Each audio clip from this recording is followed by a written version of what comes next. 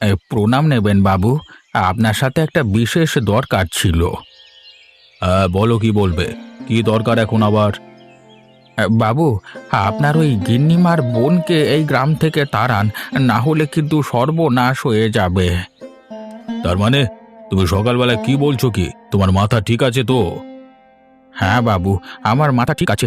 আমি আপনার ভালোর জন্যই কথাটা বলছি। তুমি আমার আত্মীয় সম্পর্কে সকালবেলায় আমার সামনে এরকম করে কথা বলতে পারো কি করে? তোমার সাহস তো কম নয়। তোমাদের কিছু বলা হয় না বলে তোমরা পার পেয়ে গেছো, তাই না? আপনি রেগে যাবেন না বাবু। আমি এ কথা বলছি তার নিশ্চয়ই কোনো কারণ আছে। কী কারণ আমাকে খুলে বলো। সকালবেলা এরকম হেঁয়ালি করে কথা বলো না, যা বলবে স্পষ্ট কথা বলো।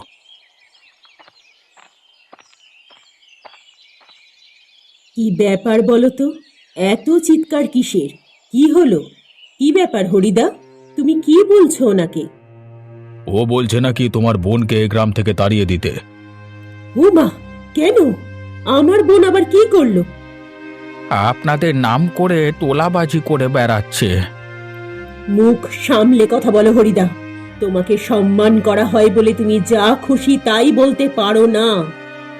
আপনারা আমার কথা দয়া করে বিশ্বাস করুন, আমি নিজের চোখে দেখেছি। ব্যাস, আর একটা কথাও না। এক্ষুনি এখান থেকে বিদেয় হয়ে যাও।